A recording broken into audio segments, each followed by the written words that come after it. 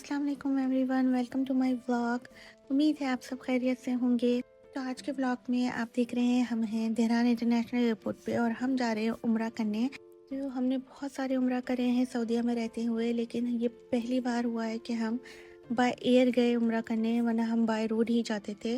तो देखते हैं कि हमारा एक्सपीरियंस कैसा रहा। तो हमारे पास काफ़ी ऑप्शंस थे, अब तो लोकल एयरलाइंस काफ़ी आ गई हैं, तो हमने फ्लाई डील की एयरलाइन से बुक कराई थी अपनी टिकट।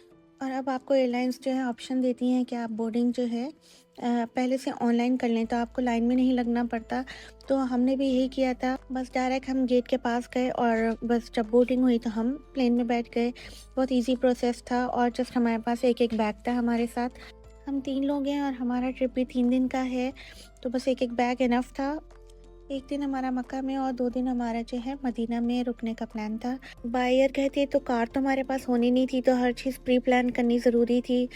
और हमने मक्का में ठहरना भी नहीं था, हमने बस उम्रा करके और नमाज़ वगैरह पढ़ के वहाँ से शाम में हमारा प्लान था मदीना जाने का। तो हर चीज़ पहले से बुकिंग करानी बहुत ज़रूरी थी। अगर आपके पास कार होती है तो आपको ईज़ी होता है आना जाना। और अब इतना रश रहने लग गया है, इतने टूरिस्ट आने लग गए हैं और प्लस उम्रा वीज़ा इतना खुलने लग गया है कि आपको होटल्स वगैरह भी इतने ईज़िली नहीं मिलते। तो यहाँ हम लैंड हो गए थे जद्दा एयरपोर्ट और दमाम से जद्दा के लिए आई थिंक 2.5 घंटे की फ़्लाइट भी नहीं थी।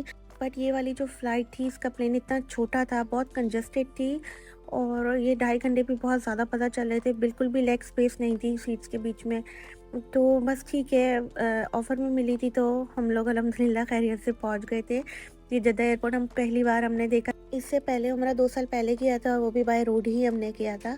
तो हमने बाहर से एयरपोर्ट देखा था, अंदर से हमने जद्दा एयरपोर्ट नहीं देखा हुआ। तो अच्छा था, ठीक था, मुझे बहुत ज़्यादा पसंद नहीं आया जितना इसकी तारीफ़ सुनी थी।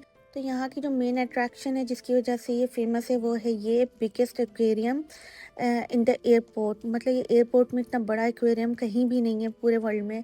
ये नो डाउट देखने में बहुत प्यारा है और ये इस तरह से पूरा एक्वेरियम दूर से इस तरह से लगता है ऊपर से।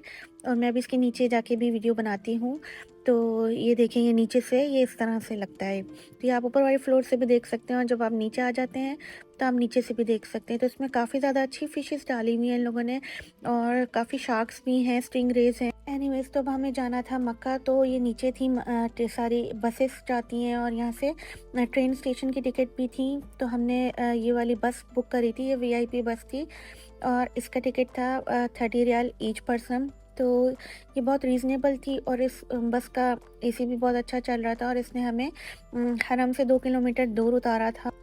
फिर हमने वहाँ से की टैक्सी और क्योंकि इतनी तेज़ धूप थी और कुछ नज़र ही नहीं आ रहा था और इतनी गर्मी में चल के जाना हमने सही नहीं समझा। काफ़ी लोग चल के भी जा रहे थे, बट टैक्सी से हरम के गेट तक जाने में हमें लगे 5 मिनट। और अंदर जाने से पहले आपका लाजमी वो जो आपने अपॉइंटमेंट लिया होता है उसको चेक ज़रूर किया जाता है, तो प्लीज़ उसको लिए बिना आप लोग नहीं जाएँ। तो अल्हम्दुलिल्लाह हमारा उम्रा यहाँ पे हो गया था कंप्लीट और मैंने यहाँ बस ये थोड़ी सी मूवी बनाई। मुझे बिल्कुल पसंद नहीं ड्यूरिंग उम्रा करते हुए जो लोग अपनी मूवी बनाते हैं। तो बस उसके बाद लग रही थी बहुत तेज़ भूख, क्योंकि हमने सुबह से कुछ भी नहीं खाया हुआ था। ये हम आ गए थे क्लॉक टावर और इसमें हम फूड कोर्ट में हमें जो ऑप्शन नज़र आया वो सामने ही ये शवाया चिकन थी। हमने बस ये जल्दी से ऑर्डर करी और हमने इसको खाया अल्हम्दुलिल्लाह। और इसके बाद हो गया था असर का वक्त, तो हम हरम जाके नहीं पढ़ सकते थे, तो हमने फिर सोचा कि हाँ, यहाँ क्लॉक टावर में जो मस्जिद है हम उसी में पढ़ते हैं। तो मस्जिद जो है ऊपर ही बनी हुई है और वहाँ से भी व्यू बहुत अच्छा आता है खाना काबे का। तो हम लोग ने ऊपर जाके नमाज़ पढ़ ली और वहाँ पे लेडीज़ थी, तो मस्जिद के अंदर की हमने वीडियो नहीं बनाई। और व्यू जो था वो पूरा इसलिए कवर हुआ था कि इतनी कंस्ट्रक्शन हो रही थी, इतनी क्रेन्स थी, तो ऊपर से वीडियो बनाने का कोई मतलब ही नहीं था। मतलब हमें काबा प्रॉपर नज़र ही नहीं आ रहा था। तो मक्का में हमारा स्टे इतना ही था, क्योंकि हमने निकलना था मदीना और हमने जाना था ट्रेन स्टेशन। तो हमने हरम से की टैक्सी और हम पहुंच गए ये ट्रेन स्टेशन। ये मक्का का ट्रेन स्टेशन है और ये बहुत ही खूबसूरत बना हुआ है, ये बहुत हसीन है, इतना नीट एंड क्लीन है और ये कहीं से लग ही नहीं रहा था कि ये कोई ट्रेन स्टेशन भी हो सकता है। इतना ज़्यादा ऑर्गेनाइज थी हर चीज़। एक तो पहली बात बिल्कुल रश भी नहीं था और अपने टाइम पे ट्रेन आ रही थी और टाइम पे जा रही थी। मतलब इस ट्रेन स्टेशन ने हमें बहुत ज़्यादा फ़ैसिनेट किया। तो नीचे बस हम अपने पासपोर्ट स्कैन करके और ये ऊपर की तरफ जा रहे थे क्योंकि डिपार्चर प्लेटफ़ॉर्म ऊपर बना हुआ था। वहाँ पे बस हम 15 से 20 मिनट बैठे हैं और उसके बाद उन्होंने हमें ट्रेन में बिठाना शुरू कर दिया था। बस एक एस्केलेटर नीचे आके ये वाला एरिया जो था, यहाँ पे सारी ट्रेन आती हैं और यहीं से सारी जाती हैं। तो अल्हम्दुलिल्लाह हम ट्रेन में बैठ गए थे और ये सफ़र भी हमारा था, 2 घंटे की ट्रेन थी from Mecca to Medina. Seats इसकी कंफर्टेबल थी। ये हमने इकोनॉमी की बुक कराई थी, तो इसमें ना ही आपको कोई स्नैक मिलता है, ना ही कोई पानी मिलता है। आप अपना कुछ लेके जा सकते हैं। तो अल्हम्दुलिल्लाह सफ़र हमारा अच्छा गुज़रा। बस बहुत ज़्यादा हमें थकन थी क्योंकि हम फजर से पहले के निकले हुए थे और अभी हो गया था मगरिब का वक़्त। तो अल्हम्दुलिल्लाह हम पहुँच गए हैं यहाँ मदीना में। तो मदीना का भी ट्रेन स्टेशन ऑलमोस्ट मक्का के ट्रेन स्टेशन जैसा ही बना हुआ है। इनकी जो सारा स्ट्रक्चर है तो बहुत ज़्यादा ब्यूटीफुल है और ऑलमोस्ट सेम ही है।